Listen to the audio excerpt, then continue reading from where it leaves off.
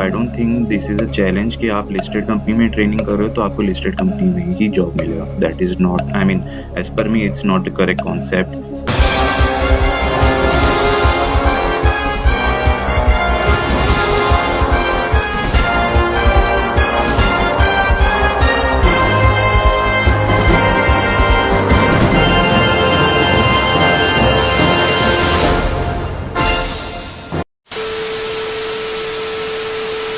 We both warmly welcomes you to this initiative. I am CS Ashwini. And I'm CS Kajal.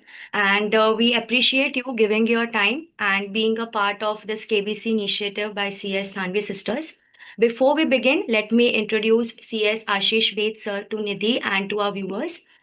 CS Ashish sir is not only a fellow member of ICSI, but he is also a law graduate, and he has contributed his precious 8 years of experience in the industry by working under various sectors such as FEMA, environmental laws, labor laws, security laws, and the likewise sectors. Currently, he is working in a merchant banking firm and guiding companies relating to the IPOs and the other related things. He is also a founder partner of Job Setu and Updates WhatsApp group, which I think you might also be knowing, and the viewers are also knowing, because it has helped many students and members in finding their internships and jobs and building up their careers. So thank you so much, sir, for Thank you. Yeah, thank you so much. And Nidhi, how you are feeling right now? Have you given any interview before or it's your first time? Ma'am, it's my first interview. First interview. So all the best. And it's completely, see, beta, the ultimate motto or the goal behind this KBC initiative is just to build the confidence in the students. Because as faculties, we have observed that CS company secretaries, they have minds of knowledge, but they lack when it comes to presentation, when confidence, their orator skills. So these needs to be developed, because knowledge is nothing if we don't know how to rightly present it. Correct. Right? So make the most of it. Even if it is a mock interview, maintain an environment as if it is a factual interview. So it's going to be completely one-on-one interaction between Ashish sir and Nidhi. We are going to be there throughout the meeting, but with the audio and video off. Okay? So are you ready? Okay, ma'am. Thank you. Okay. Yes, ma'am. Shall we begin? Yeah, I'm ready. Okay. Hope Nidhi is also All the ready. best, Nidhi. All the best, Nidhi. Thank you, Yeah. ma'am.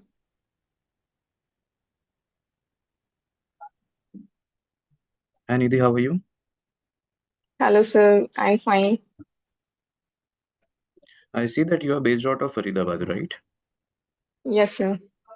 And you have cleared first module of professional level and second module you are awaited. Okay. You have appeared in Yes, June sir. 25 and results are awaited. Okay. Okay. So can we start? We begin with the technical round. Yes, sir. Okay. So first of all, let me know what is the difference between private company and public company along with the minimum threshold limit to be followed. Sir मतलब minimum threshold तो as such कुछ prescribe नहीं है, पहले था, but amendment के बाद वो लिमिट हटा दी गई है। और Mm-hmm. प्राइवेट कंपनी में हमारा मिनिमम 2 मेंबर्स होने चाहिए और मैक्सिमम 200, और पब्लिक कंपनी में मिनिमम 7 और मैक्सिमम की कोई लिमिट नहीं है अभी। Okay. What about और directors? Private sir minimum number of directors in case of private companies 2 and in case of public companies 3। Okay. और जो प्राइवेट कंपनीज में 2 डायरेक्टर की रिक्वायरमेंट है, what would be the composition, whether both of them should be executive, non executive, या किस manner में हम board composition draw करेंगे प्राइवेट कंपनीज के लिए? सर सर वो एग्जीक्यूटिव भी हो सकते हैं। Sir relax. Executive. Okay. What in case if I appoint non-executive directors in private companies, will that be okay? या कोई लॉ के अंदर कुछ रिस्ट्रिक्शन है? सर सर ये ठीक है, मतलब कंपोजिशन ठीक है। ओके. ओके. पब्लिक कंपनी के अंदर आप बता रहे हो मिनिमम 3 डायरेक्टर्स की रिक्वायरमेंट है, करेक्ट? सो मुझे यस ये सर। बताइए कि पब्लिक कंपनी में इंडिपेंडेंट डायरेक्टर्स की अपॉइंटमेंट की कोई थ्रेशोल्ड लिमिट है? अगर जो 3 डायरेक्टर्स आप बता रहे हो उसके अंदर एक इंडिपेंडेंट डायरेक्टर होना मैंडेटरी है क्या?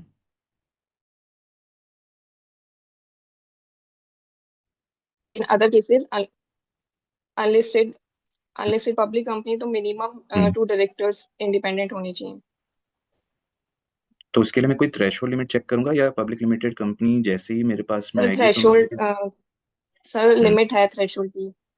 Okay sir okay listed company को तो मैंडेटरली अपॉइंट करना ही होता है, बट जो अनलिस्टेड पब्लिक कंपनी है उसके लिए कुछ थ्रेशोल्ड प्रिस्क्राइब की गई है। ठीक है। सो थ्रेशोल्ड लिमिट के बारे में आपको कुछ आइडिया है? You remember threshold limit? Yes sir. Sir explain कर सकते हो? Minimum paid up, yes sir, sir minimum paid up share capital is to be 10 CR or more, or hmm outstanding borrowings or deposit is exceed 50 CR, और हम्म turnover is 100 CR or more. Okay okay. और जैसे ये मान लो public limited company की आप company secretary हो, ये जो लिमिट अभी आपने बताई है, ये मुझे लास्ट ऑडिटेड फाइनेंशियल के हिसाब से लेना है या गोइंग, मतलब जैसे मान लो फाइनेंशियल ईयर अप्रैल से आपका मार्च है, आप जून मंथ में हो, इसमें से कोई भी एक थ्रेशोल्ड लिमिट जून मंथ में एक्सीड हो जाती है based on your unaudited financial statement, तो क्या मुझे इमीडिएटली इंडिपेंडेंट डायरेक्टर अपॉइंट करना होगा या फाइनेंशियल ईयर का ऑडिट कंप्लीट होने के बाद अपॉइंट करना होगा? What is your take on that? पर ऑडिट कंप्लीट होने के बाद। उसका reason? Sir I don't know. जैसे मान लो अभी आप जून मंथ में हो, आपको पता है कि अनऑडिट के बेसिस पे कंपनी का थ्रेशोल्ड लिमिट बोरोइंग्स एक्सीड कर गया, तो आई थिंक इमीडिएट अपॉइंटमेंट की जरूरत नहीं होगी एज ए कंपनी सेक्रेटरी, अगर आपको कुछ और इस पे इनपुट्स देने हैं।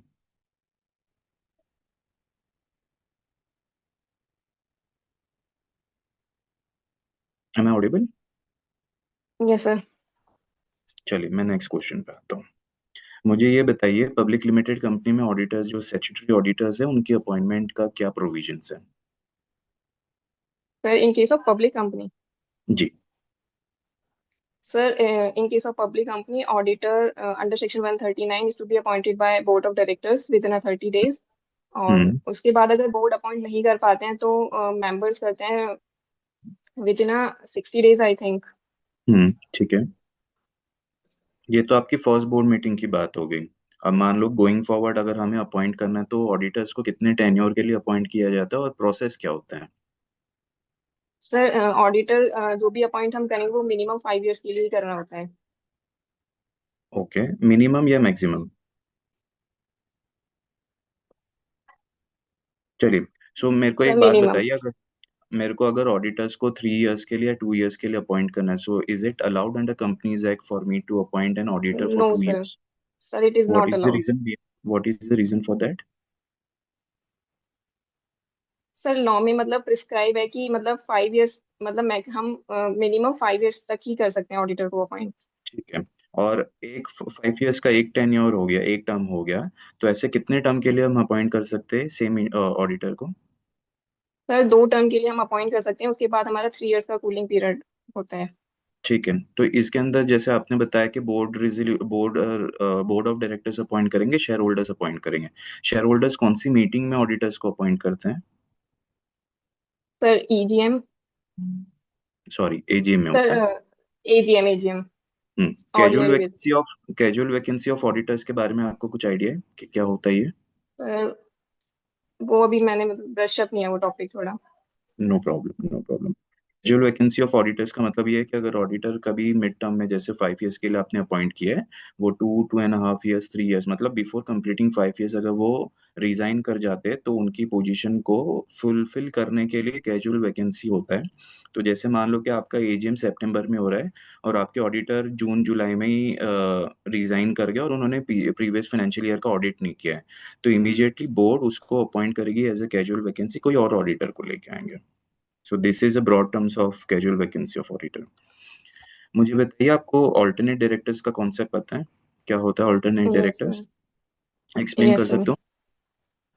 सर ऑल्टरनेट डायरेक्टर्स कोई भी कंपनी तब अपॉइंट करती है तब मतलब, एक minute sir. Relax.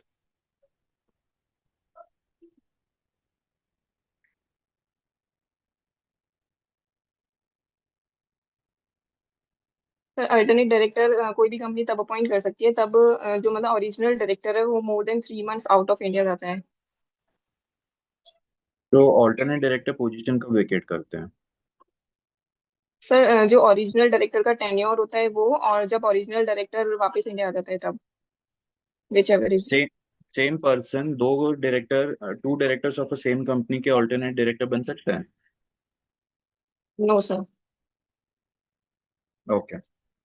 Minimum quorum की रिक्वायरमेंट क्या है बोर्ड मीटिंग के लिए private companies? Sir, in case of a private company, quorum, in case of private company, the quorum shall be one third or two, one third of total directors or two directors, whichever is higher. Okay. Do you know the definition of executive director? पहले मुझे ये बताइए कि company के appointment के लिए कितने types of directors appoint कर सकते हैं हम, broad category Sir, of directors. sir, executive director, non-executive director, और independent director, ठीक है. और एग्जीक्यूटिव डायरेक्टर women की director. Category. Okay.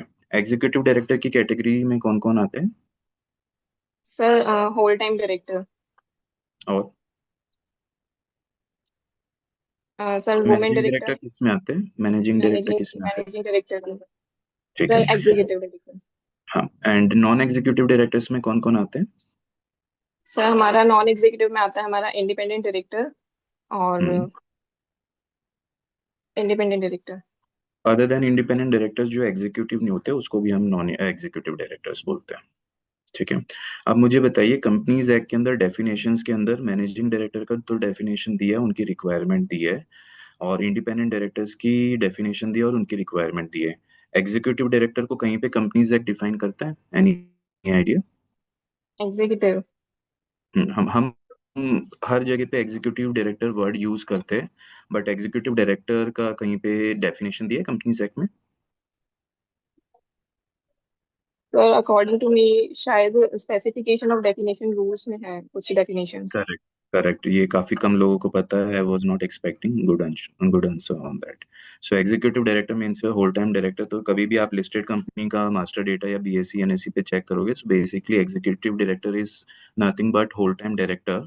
So whenever you have to appoint an executive director in a company, you have to fulfill all the provisions of say 196, 197 and 203 for appointing executive director on the board of any company, to the extent it's applicable. मुझे ये बताइए कि एक तो concept है women director का, दूसरा concept है women independent director. So now I am coming in I am talking about the listed company. So what is the compliance और what is the requirement of women independent directors in a listed company? Sir, according to section 149, every listed company has to appoint a woman director, or any other unlisted public company has to meet the threshold, which is minimum net worth of 100 CR or more, or turnover of 300 CR or more. Or in case of top 1000 listed entities, the company have mandatorily appoint one independent woman director. ठीक है. सो ये जो market capitalisation के basis पे हम top 1000 companies देखते हैं, so market capitalization हमें by end of the financial year देखना होता है या एवरी क्वार्टर के हिसाब से हमें डिटरमाइन करना होता है? And sir, end of the financial year. ठीक है. एक बार आप फिर से प्रोविजन चेक कर लेना whether it's at the end of the year और at the end of each quarter. अब मुझे ये बताइए, Okay, sir. सेक्शन 203 के अंदर केएमपी की रिक्वायरमेंट है, बियॉन्ड विच अगर प्राइवेट कंपनी, पब्लिक और लिस्टेड कंपनी एक थ्रेशोल्ड लिमिट के बियॉन्ड जाती है, so there is a requirement of KMP, right? Your MD Yes, WTD sir. Comes under KMP definition. Now you also have company secretary as a KMP. Company secretary के लिए तो पता है कि हमें qualified company secretary along with the membership number can only be a company secretary of a particular company. What about CFO? Is there any minimum education requirement for a person to be designated as a CFO of any company? Sir, finance related knowledge, I think. Minimum Okay. experience requirements. Apart from that, कुछ और requirement है? Chartered accountant की requirement है, MBA finance या ऐसा कुछ? Any minimum education requirement? Sir, MBA finance, I think. एक बार law check कर लेना. And CFO and CS appointment के लिए कंपनीज एक्ट एंड LODR के प्रोविजन में कुछ डिफरेंस है? Any differentiate between companies act and LODR? Sir, किसके अपॉइंटमेंट में? CS and CFO, CS. Company secretary and chief financial officer. Sir, CS में तो मतलब ये है कि एवरी लिस्टेड कंपनी को तो अपॉइंट करना ही करना है, but under the companies act एक मिनिमम थ्रेशोल्ड है, which is 10 CR, 10 CR okay. और मोर. सो मान लेते हैं एक लिस्टेड कंपनी है. Now I am talking about regulation 6 of LODR. मान लो एक बिग साइज लिस्टेड कंपनी है, उसके अंदर एक मेन डेजिग्नेटेड CS है और उनकी टीम के अंदर 5 और CS काम करे along with the membership number, who is a qualified company secretary. So as per LODR, is it mandatory to have same company secretary of a company to be a compliance officer, या फिर जो उनके team members है उनको हम compliance officer appoint कर सकते हैं as per SEBI LODR? Any idea on that? Sir company secretary जो होगा उस कंपनी का वही कंप्लायंस ऑफिसर होगा अंडर सेबी एलओडीआर। उसका कुछ रैशनल, और ये पहले से रेगुलेशन में लिखा हुआ है या अभी रिसेंट में 1-2 साल में कुछ अमेंडमेंट आया? Any idea on that? पर जो मैंने पढ़ा था वो अमेंडमेंट मतलब यही वाला पढ़ा था, मेरे को इसके बारे में आइडिया नहीं है कि अमेंडमेंट आया है कुछ। ठीक है, एक बार रेगुलेशन चेक करना, because as a CS I think you should know about this. कुछ कंप्लायंस ऑफिसर कौन हो सकता है उसका क्लैरिफिकेशन आ रखा है, वो एक बार आप एलओडीआर में रीड कर लेना। Okay sir. मुझे मुझे ये बताइए कि जो भी शेयर होल्डर रेजोल्यूशन हमें अप्रूव करना होता है उसका ब्रॉड कैटेगरी क्या है, मतलब कितने वोटिंग चाहिए होते to get the resolution passed before share holders? Sir resolution एक ऑर्डिनरी रेजोल्यूशन, एक स्पेशल रेजोल्यूशन, और hmm. In case of ordinary resolution we get more than 50% votes in favour, but in case okay, of special resolution we get more than 75% votes in favour. okay. And if we talk about private limited company, which I mean, do we need to file form MGT 14 or any other form for ordinary resolution? MGT 14 Yes. In sir जब हम यूनामिनस मतलब 100% approval लेते हैं board का तो भी हम MGT 14 file करते हैं टू आरओसी।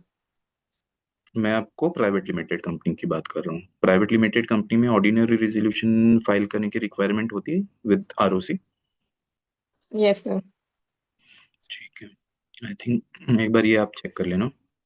अभी जैसे ना, apart from companies act, I think there are few more topics which are into trend right now. So have you heard about concept of IPO? You have any idea about yes what sir. is an IPO?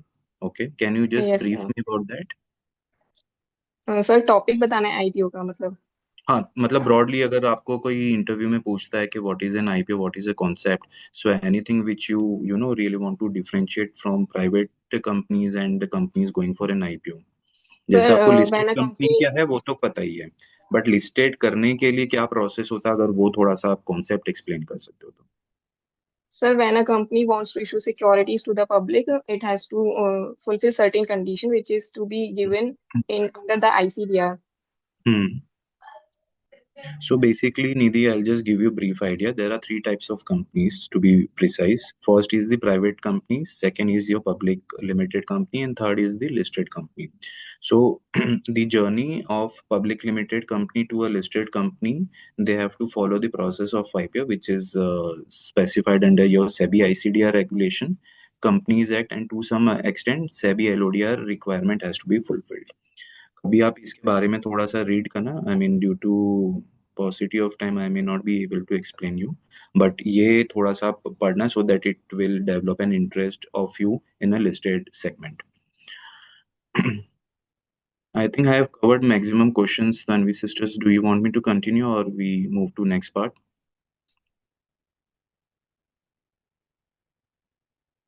Yes, sir, we can move on to the feedback part and the resume building feedback.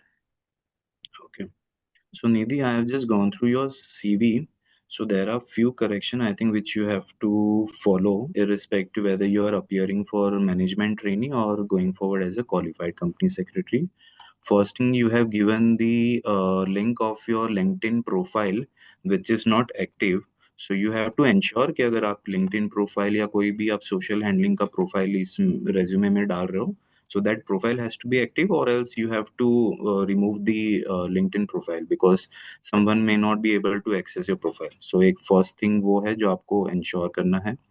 फिर जैसे sir ना मैं check आपकी कर लूंगी CV sir. जो, हाँ वो एक बार आप चेक लेना, मे बी हो सकता है लिंक गलत डला है या वैसा जो भी है, but yes you have to sir. ensure because as a professional we have to ensure that all the details which are given in CV is proper.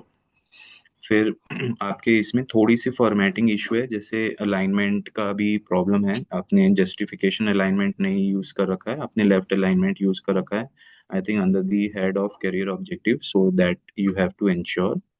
और ओके सर। बेसिक इसके अंदर आपका जो कोर एरिया का expertise है या फिर आप जो चीज़ में डेवलप करना चाहते हो अपना expertise, so I think you have to also mention about that, like you have good experience under Companies Act, so you are looking to have an experience under Companies Act going forward under the management training.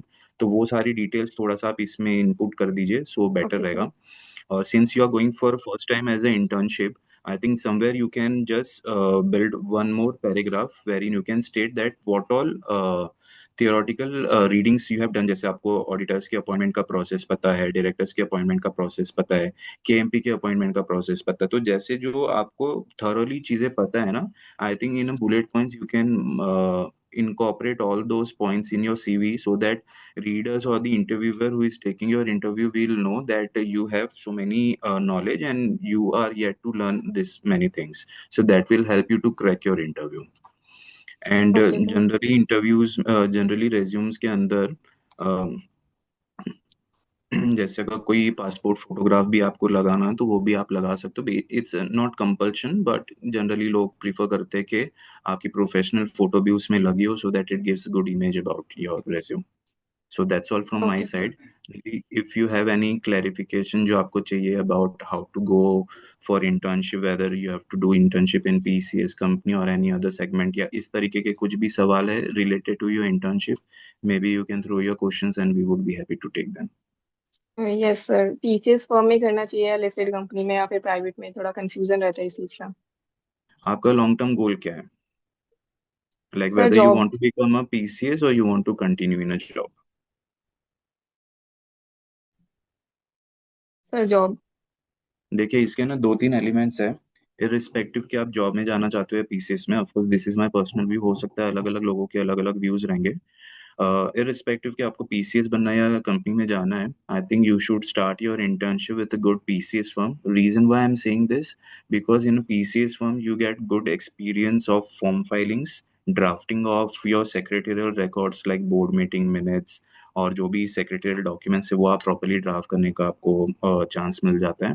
And PCS के पास में काफ़ी अलग अलग तरीके के clients होते हैं, listed companies के क्लाइंट होते हैं, अनलिस्टेड एंड प्राइवेट लिमिटेड. सो उस मैनर में भी आपको काफ़ी हेल्पफुल होगा कि आप अक्रॉस वेरियस क्लाइंट्स काम कर रहे रहोगे. और कॉर्पोरेट में क्या होता है ना, आप सिर्फ एक पर्टिकुलर कंपनी का ही सेक्रेटरियल कंप्लायंस हैंडल करो, फैमा हैंडल करो. So my idea would be if someone joins PCS firm at the start of his career, so maybe he or she gets a good experience of secretarial compliance, FEMA compliance, and any other compliances which is required under our profession. And then maybe as a fresher you can join a mid segment companies or a big MNC company अगर आपको opportunity मिल जाती है, so that जितना भी आपने as a PCS firm के अंदर internship के दौरान आपने जो भी सीखा है वो आप उसको वहाँ इम्प्लीमेंट कर सकते हो. बट सर एंड एक और इसके क्वेश्चन अलावा है बोलिए. कि मतलब जी बोलिए. जो सीनियर फर्म्स है, हमने सुना है कि वो बोलते हैं कि जो मतलब लिस्टेड कंपनी होती है वो उन्हीं को हायर करती है जिन्होंने लिस्टेड कंपनी में अपनी ट्रेनिंग आर्टिकलशिप की है मतलब। देखिए अगर आपके पास में अच्छा एक्सपीरियंस हो और आपकी कैपेबिलिटी है कि आपको नॉलेज है, वर्किंग एक्सपीरियंस है, so I don't think this is a challenge कि आप लिस्टेड कंपनी में ट्रेनिंग कर रहे हो तो आपको लिस्टेड कंपनी में ही जॉब मिलेगा. That is not, I mean as per me it's not a correct concept. क्योंकि listed company, of course listed company का कंपनीज एक्ट के बियॉन्ड भी कुछ कंप्लायंसेस हमें करना होता है, बट वो आप एज अ फ्रेशर भी सीख सकते हो. अगर आपको 4-5 साल का एक्सपीरियंस है उसके बाद भी आप सीख सकते हो. So if you have that if you are very good talented person, and if you have learned a lot of things, I think you can still crack into listed company without having management training done in your listed company. Okay sir. जैसे apart from listed company PCS firms, इसके अलावा जैसे merchant banks भी है जो IPO का काम करते हैं, then you also have NBFC, unlisted NBFC, जहाँ पे आप फाइनेंशियल्स का, आरबीआई के रेगुलेशंस काफ़ी सीखते हो. तो अलग अलग तरीके की सेगमेंट होते हैं, अलग अलग तरीके की इंडस्ट्रीज होते हैं. It I mean you have to decide कि जो आप पीसीएस फर्म में जा रहे हो, जहाँ पे आपने इंटरव्यू क्रैक कर लिया और जहाँ पे आपका सिलेक्शन हो गया है, उस पीसीएस फर्म के बैकग्राउंड में जानो कि उन्होंने पिछले 5 साल में कितनी इंडस्ट्रीज को सर्विस दी है, कौन कौन से फील्ड में उनकी एक्सपर्टीज है. मान लो अगर आप कोई कॉर्पोरेट में जा रहे हो जहाँ पे आपको मैनेजमेंट ट्रेनिंग मिल रहा है, तो आप वो कंपनी के हिस्ट्री समझिए, उसका आरओसी डेटा डाउनलोड करके चेक करो पिछले 3 साल 5 साल के अंदर उन्होंने कितने कॉर्पोरेट एक्शन के फॉर्म फाइल कर रखे हैं। जैसे मान लो उन्होंने बोनस इशू कर रखा है, उन्होंने फेमा कंप्लायंस कर रखा है, फॉरेन इन्वेस्टर्स को शेयर्स दे रखे हैं, या उनके इसमें डायरेक्टर्स बाहर के नॉमिनी डायरेक्टर्स भी होते हैं।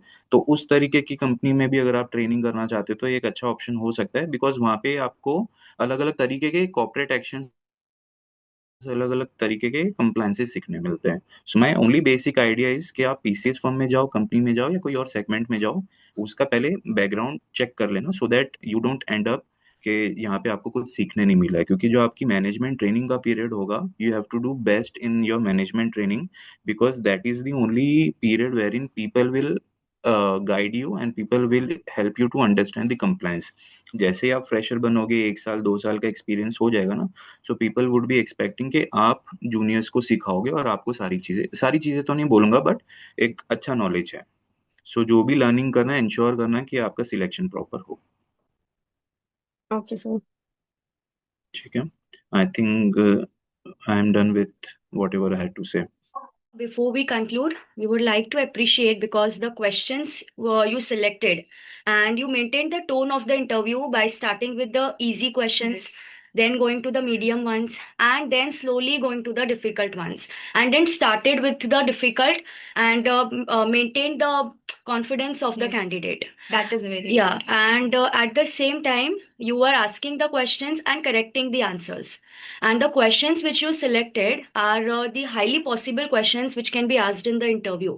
So this interaction is going to be helpful not only to Nidhi but all the viewers who will be watching us, and they will be learning the answers of the questions as well. So this is not just a mock interview, but it was also a learning session. So thank you so much, sir, for this. Thank you, sir. And Nidhi, Thanks.